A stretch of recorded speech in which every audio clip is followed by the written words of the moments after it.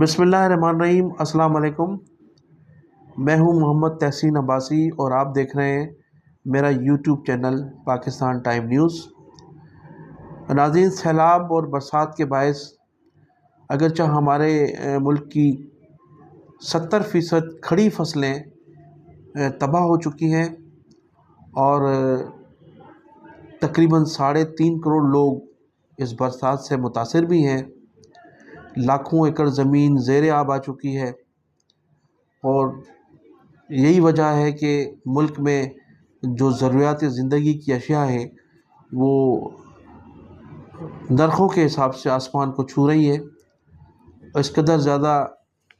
مہنگائی پیدا ہو چکی ہے کہ عام آدمی کی پہنچ سے تمام چیزیں دور ہوتی جا رہی ہیں۔ سبزیاں جو ہمارے غریب آدمیوں کی خوراک تھی، اب وہ بھی غریب آدمیوں سے چھن گئی ہے۔ اس کے علاوہ جو سب سے بڑے جو مسائل آئندہ درپیش آنے والے ہیں، ان میں گندم کا بڑا مسئلہ آگے چل کر پیدا ہوگا۔ میں نے اس سے پہلے بھی ایک ویڈیو میں بتایا تھا کہ سندھ میں سیلاب اور برسات سے قبل بھی آٹے 20 کلو تھیلی جو تھی آٹے کی، اس کے ریٹ تھے 1750 سے لے کر 1950 تک سندھ کے مختلف اضلاع میں، اور وہی آٹا پنجاب میں 800 سے لے کر 950 تک تھا۔ وہاں بھی مختلف اضلاع میں یہی ریٹ تھے، اور یہاں بھی تقریباً 1700 سے 1950 تک یہ ریٹ تھے۔ اس وقت بھی یہی صورتحال تھی، اور اب صورتحال مزید سنگین ہوتی جا رہی ہے کہ آٹا جو ہے وہ 2200 سے زیادہ جو ہے وہ ریٹ کراس کر گیا ہے، اور 20 کلو کی تھیلی 2200، 2300، 2500 تک جو ہے وہ پہنچ چکی ہے سندھ کے مختلف اضلاع میں۔ لیکن اس کے ریٹ جو ہیں وہ بڑھتے ہی جا رہے ہیں۔ آئندہ جو ہمارے ہاں گندم کی صورتحال ہے کہ 2 ماہ کے بعد اس کے نہ صرف مزید ریٹ بڑھیں گے بلکہ گندم بالکل نایاب ہو جائے گی۔ وجہ یہ ہے کہ جب برسات ہوئی تو اس سے قبل ہمارے محکمہ خوراک نے کوئی بھی کسی بھی قسم کا کوئی خاص بندوبست نہیں کیا۔ آپ نے دیکھا ہوگا کہ سوشل میڈیا پر جو ویڈیوز وائرل ہوئی ہیں اس میں بہت سے علاقوں میں جو کھلے آسمان تلے گندم پڑی ہوئی تھی وہ مسلسل برسات کے باعث خراب ہو چکی ہے۔ اس کے علاوہ مبینہ طور پر میں پہلے بھی آپ کو بتا چکا ہوں کہ صوبائی وزیر جناب ہری رام بھی اس سے آگاہ کیے جا چکے ہیں کہ مسلسل سندھ سے گندم افغانستان اسمگل کی جاتی رہی ہے، اور یہ کئی مہینوں سے اس کا سلسلہ جاری تھا۔ گندم کے بعض ٹرک بھی پکڑے گئے، لیکن نہ تو ٹرک کا مالک پکڑا گیا اور نہ ہی وہ شخص پکڑا گیا جس کی یہ گندم اسمگل ہو کر کابل جا رہی تھی۔ ٹرک بھی پکڑے گئے، بعض اوقات مال بھی پکڑا گیا، لیکن مختصر ایک ٹرک پکڑا گیا، کبھی 6 ماہ میں، کبھی 2 ماہ میں، کبھی 15 دن میں، لیکن نہ تو اس کا مال کا مالک پکڑا گیا، نہ ٹرک کا مالک پکڑا گیا، نہ ٹرک کا ڈرائیور پکڑا گیا۔ تو ایسی صورتحال ہے کہ گندم جو ہے مسلسل ہماری بیوروکریسی، ہماری حکومت اور ہمارے صوبائی وزراء کی نگرانی میں کابل بھیجی جاتی رہی، اسمگلنگ ہوتی رہی، چونکہ وہاں بہت بڑے پرکشش ریٹ ہیں اور یہاں اس قدر ریٹ ان کو نہیں ملتے، جس کی وجہ سے یہاں گندم نہیں دی گئی بلکہ افغانستان مسلسل بھیجی جاتی رہی۔ اور سونے پہ سہاگا یہ تھا کہ پنجاب کا بارڈر گندم کے لیے بند کر دیا گیا تھا۔ وہاں جو اکا دکا ٹرک آ رہے تھے وہاں سے، ان سے بھی بھاری رشوت وصول کی جا رہی تھی مبینہ طور پر، اور وہ پھر سکھر پہنچنے سے قبل ہی وہ ٹرک فروخت ہو جاتا تھا۔ تو آگے چل کر پھر یہ بھی آپ کو بتا دوں کہ کئی سالوں سے گندم کے حوالے سے اپوزیشن جو ہے وہ اپنا احتجاج ریکارڈ کرواتی رہی ہے صوبائی اسمبلی میں، اور صوبائی اسمبلی میں حکومتی بینچوں کے لوگوں نے وہ جو گندم کی شارٹیج کی میں بات کر رہا ہوں اس کے متعلق بتایا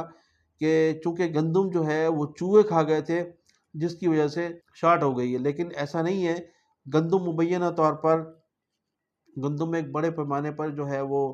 اسکینڈل موجود ہیں، اس کی انکوائریاں بھی ہو رہی ہیں، اور لیکن انکوائریاں اگر شفاف ہوتی تو کئی لوگ گرفتار ہو چکے ہوتے۔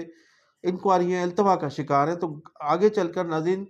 گندم کا بحران پیدا ہوگا، اور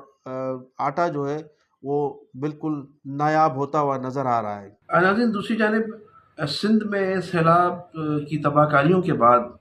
جو صورتحال ہے، جو لوگوں میں غم و غصہ پایا جاتا ہے، اس کے باعث حکومت کی جانب سے کوئی بھی وزیر، مشیر یا اراکین اسمبلی ان حلقوں میں جانے جیسے نہیں ہے، اور جس جس جگہ یہ لوگ جا رہے ہیں وہاں ان کو سخت مزاحمت کا سامنا کرنا پڑ رہا ہے۔ خاص طور آپ نے دیکھا ہوگا سوشل میڈیا پر، آغا سراج درانی ایک اپنے حلقے میں گئے تو وہاں ان کو سخت مزاحمت کا سامنا کرنا پڑا، اور ان کے خلاف نعرے بازی کی گئی، اور وہ فوری طور پر گاڑی میں بیٹھ کر روانہ ہوئے۔ دوسری جانب آپ نے دیکھا ہوگا منظور وسان صاحب جو ہیں وہ مختلف جگہوں پر کشتیوں میں بیٹھ کر گئے، اور وہاں بھی لوگوں نے ان کے خلاف نعرے بازی کی۔ بلکہ ایک ویڈیو تو ایک ایسی وائرل ہوئی جس میں ان کو سے وہ لوگ کارکنان ان کے ہاتھ ملا رہے ہیں، تو وہ ان سے ہاتھ ملانے کے لیے بھی تیار نہیں ہے۔ مطلب اس طرح سے ان لوگوں کو بے عزت کیا جا رہا ہے۔ اس کے علاوہ نثار کھڑو صاحب کی ایک ویڈیو وائرل ہوئی ہے، وہ بھی کسی جگہ پر اپنے حلقے میں گئے ہیں تو وہاں ان کو باقاعدہ کارکنان نے کئی تھپڑ مارے ہیں، اور انہیں بھی کافی جو ہے وہ بے عزت کر کے وہاں سے نکالا ہے، اور وہ اپنی جان بچا کر نکلنے میں کامیاب ہوئے ہیں۔ لیکن دوسری جانب آپ نے دیکھا کہ ذوالفقار جونیئر جو ہیں، ذوالفقار علی بھٹو شہید کے پوتے ذوالفقار جونیئر مسلسل عوام میں موجود ہیں، کچے جو برساتی علاقے ہیں اس میں پانی کے اندر لوگوں کے ساتھ موجود ہیں، لوگوں کی خیریت دریافت کر رہے ہیں، مسلسل لوگوں سے بھی رابطے میں ہیں، اور لیکن انہیں اگرچہ اسٹریم میڈیا اس کی پبلسٹی نہیں ہو رہی ہے اور ان کو نہیں دکھا رہے ہیں، لیکن سوشل میڈیا کے ذریعے ان کی کافی ویڈیوز وائرل ہو چکی ہیں جس میں وہ عوام کے ساتھ کھڑے ہیں، کارکنان کے ساتھ کھڑے ہیں، اور وہاں لوگوں کے مسائل سن رہے ہیں۔ اور اس کے پھر دوسری جانب یہ بھی دیکھا گیا ہے کہ فاطمہ بھٹو کی بھی ایک ویڈیو وائرل ہوئی ہے، اور وہاں جس جگہ یہ ویڈیو وائرل ہوئی ہے وہاں ہزاروں کی تعداد میں لوگ ان کا استقبال کر رہے ہیں، اور وہاں یہ نعرے لگائے جا رہے ہیں کہ آصف زرداری کے خلاف بڑے نعرے لگائے گئے ہیں، اور فاطمہ بھٹو کے حق میں نعرے لگائے گئے ہیں۔ پاکستان پیپلز پارٹی کے خلاف سخت نعرے بازی کی جاتی رہی ہے۔ کوئی صوبائی وزیر اپنے حلقے میں نہیں جا رہا ہے، تمام اراکین اسمبلی، کچھ لوگ کراچی میں ہیں تو کچھ لوگ اسلام آباد میں ہیں۔ اب میں ذکر کروں گا بانی متحدہ جناب الطاف حسین صاحب،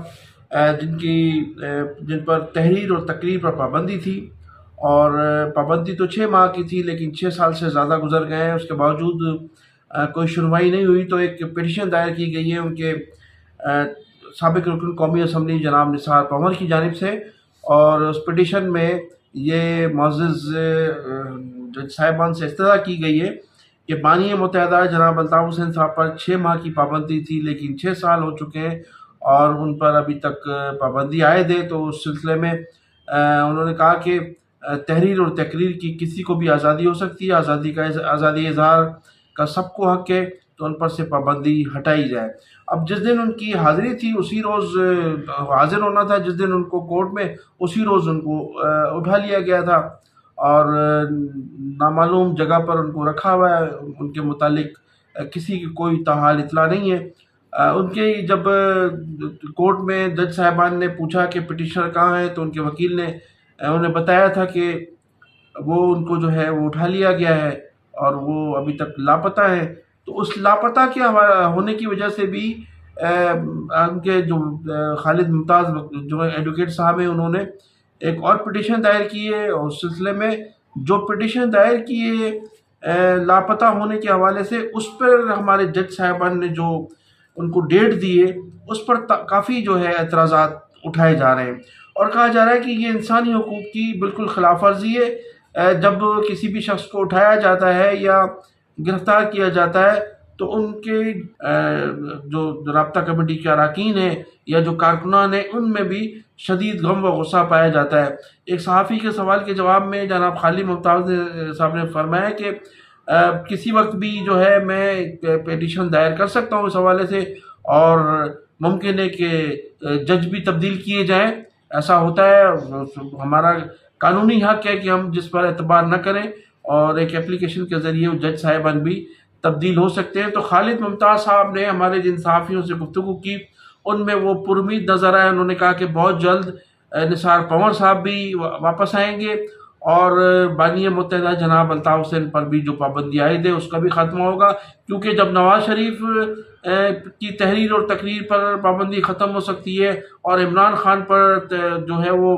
پابندی لگنے کے بعد فوری طور پر ختم ہو سکتی ہے، تو پھر الطاف حسین پر بھی یہ پابندی ختم ہونی چاہیے۔ انہوں نے کہا کہ یہ دورہ معیار نہیں ہونا چاہیے۔ انہوں نے کہا کہ میں نے دروازہ کھٹکھٹایا ہے، اور انشاءاللہ تعالی جو دوسروں کے لیے فیصلے ہو رہے ہیں وہی فیصلے الطاف حسین صاحب کے لیے ہونا چاہیے۔ پھر یہ بھی معلوم ہوا ہے کہ ناظرین،